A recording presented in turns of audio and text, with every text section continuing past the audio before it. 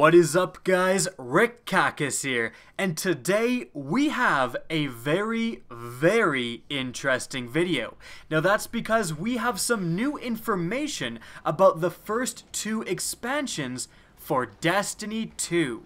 That's right, Destiny 2 already has two confirmed expansions. In fact, when you go to purchase the game right now, in many of the different versions, including the Collector's Edition, the Limited Edition, and the Digital Deluxe Edition, the expansion pass comes with that purchase. So today we're going to discuss that new information and also discuss just so many different topics involving these expansions that come up because of this new information. And so guys, if you enjoy this content and want to see more, please remember to support the video by liking, commenting, and especially sharing. It's a simple thing to do, but it really does help me out, and I very much appreciate those of you who do it.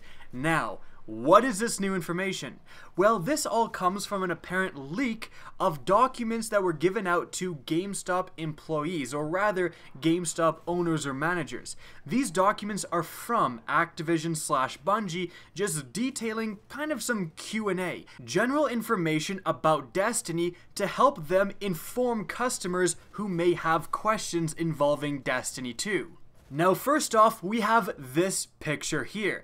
This is really just a broad strokes thank you for continuing to support the franchise. We're so excited to bring you Destiny 2, blah blah blah. I'm not going to read absolutely everything because it really is just semantics from Activision.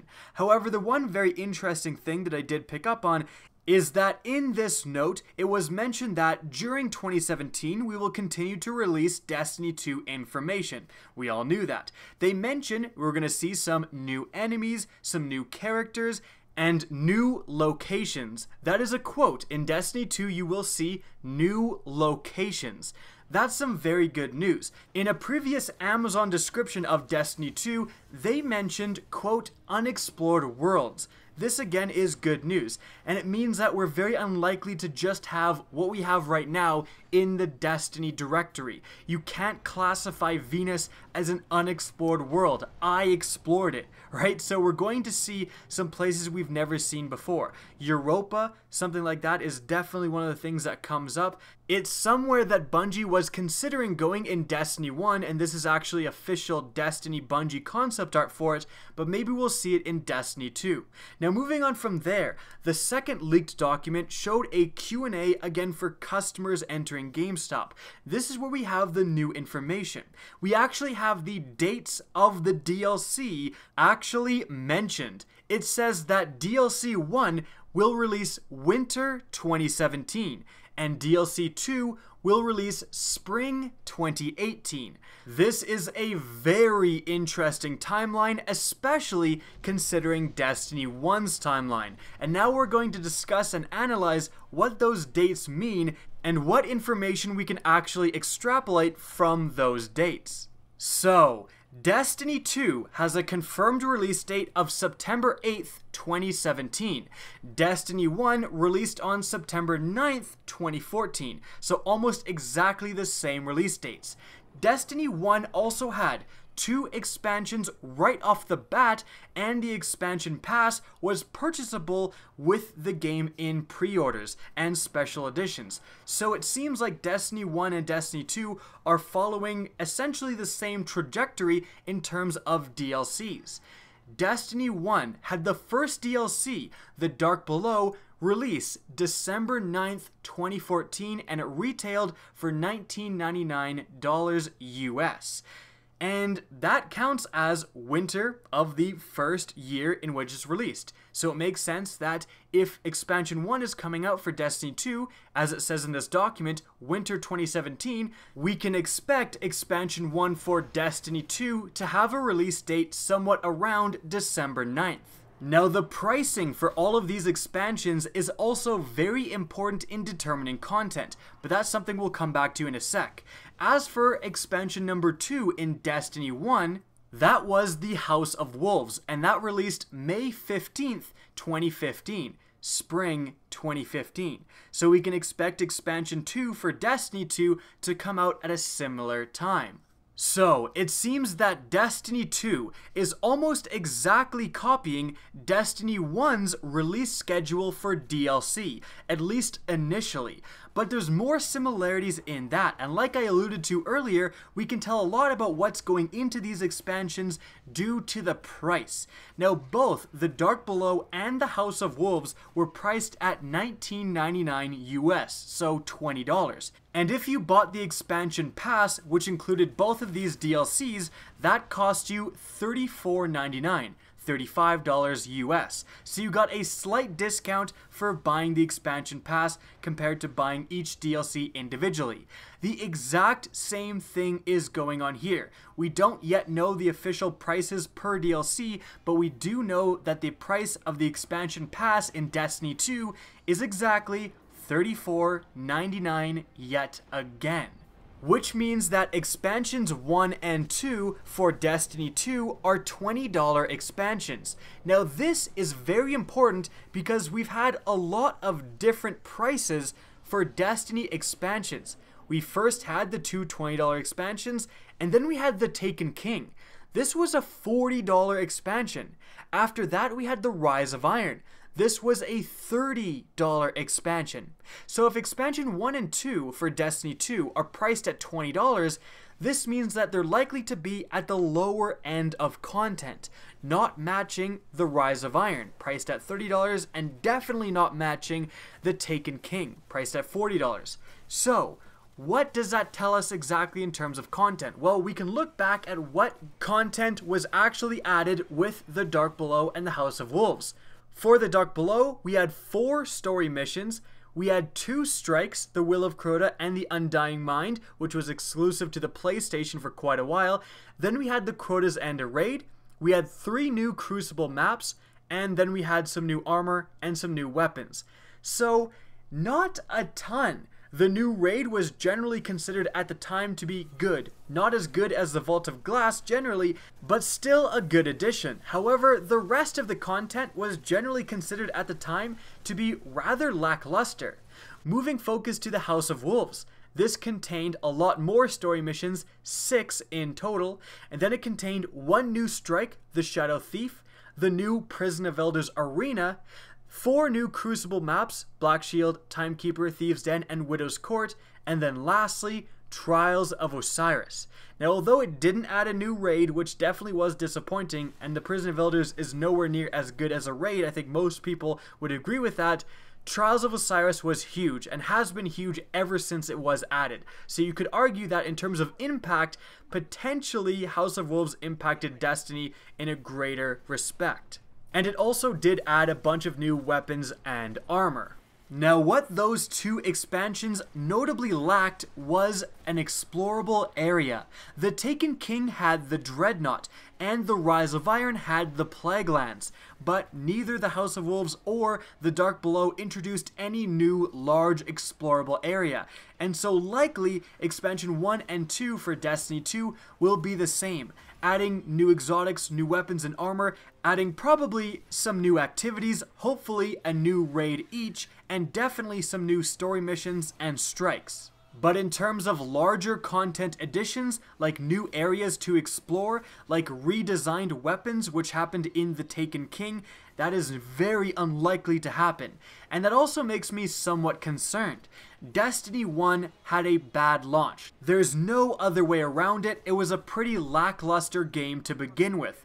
The expansions did help, and the Taken King was the thing that really turned Destiny around. Now, I do believe that Bungie has learned their lesson, and one of the key factors in me thinking that Destiny 2 is going to be a lot better in terms of initial launch and the first 2 expansions is that Destiny 1 had a terrible development, in the sense that they scrapped everything, or almost everything, basically a year out, and redid so much stuff. It was hectic. They had to delay the game. It was just not a good environment for developing a game, and that's why it launched in somewhat of an empty shell of what it was supposed to be. And then the Taken King was really the magnum opus, fixing a lot of the stuff and introducing a lot of the stuff that they wanted to do in the original release. So Destiny 2 hasn't had that. It's been going strong. They've been developing it for the past several years, so hopefully the launch will be a lot smoother and a lot better in terms of content and initial release. However, again, the concern is there, especially with the 2 smaller expansions being relatively lackluster. People again point to the Taken King as revitalizing Destiny, not to the Dark Below, and the fact that they're doing 2 $20 expansions yet again with essentially the same release cycle, which means that they're going to have to work in these expansions well before release. They're working on them right now. So that's taking resources off of the development of the actual game and putting it on these expansions, which I'm sure a lot of you guys are probably not thrilled about. However, in fairness to Bungie, it's just how development is done these days. Almost always, and especially in games like Destiny that have very long lifespans, you've got to plan your DLCs before you ever release the game.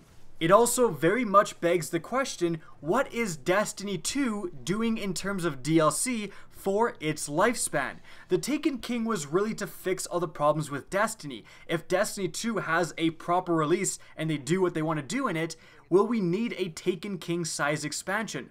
Or will Destiny 2 just have a bunch of smaller $20 expansions for its lifespan? These are some good questions. We don't know them right now. We just know about the first 2 expansions. But it'll be very interesting to see what happens. Now, I did want to quickly go over the content of the first 2 expansions, and we can tell somewhat about the content in terms of their pictures. Now, I went over this a little bit last time, but I wanted to elaborate on this and also talk about something I got pretty darn wrong, probably. Now, the first expansion shows the symbol of Osiris, and I'm sure you're thinking of the PvP game mode, and it may very well be that the first expansion introduces Trials of Osiris. Destiny 2 very well may launch without Trials, and it's introduced in Expansion 1. Heck, Destiny 1 launched without Trials of Osiris as well. But additionally, we have a lot of information about the character of Osiris, and Destiny 2 keeps stressing the narrative of, with the city being destroyed, you have to go and recruit allies. Now, this is what myself and many other people stated as probably going to happen in Expansion 1. You go and recruit the actual character of Osiris. His character is super interesting if you look into the Destiny lore. Osiris was a warlock who really fought against the teachings of the speaker, started to ask questions where he maybe shouldn't have asked questions. Stuff like, what if the Traveler isn't the nice guy? We essentially are slaves to this thing. We were revived and our lives now depend on the Traveler's light, and we've been told that the Traveler is good, but what if the Traveler isn't so good? He's essentially recruited an army of slaves which he can dispatch permanently if he wishes to. Osiris also really looked into the darkness, what it actually was, the meaning of it, and what its uses are. And that could definitely be some of the things we learn in this first expansion. I encourage you guys to go and watch some of the lore videos done by the content creators who specialize in it. Expansion 2 has the symbol of the Warmind, and this makes me think of Rasputin, the main Warmind in Destiny. We also have Charlemagne, which is another Warmind, apparently situated on Mars, except he really doesn't come up almost at all. Rasputin is the main one. Over and over again, we are reminded of Rasputin. The Warminds were super interesting in Destiny because humanity during its golden age, its age of technology, its age of just rapid development, built several Warminds to defend them. But when the darkness came and humanity fell, the Warminds turned their back and abandoned us. And that was the thought for a very long time until it turned out, and until later Grimoire kind of revealed that perhaps the Warminds did the best thing.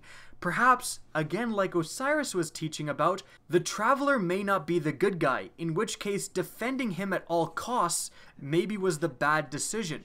Also, the Warminds locking down and becoming lost for the longest time. We actually got to enter into Rasputin in the events of Destiny. That was the first time for hundreds of years that humanity was able to do that. Maybe that and defending themselves from the darkness and keeping themselves separate from the darkness so they they couldn't get their hands on the Warminds was the right choice after all.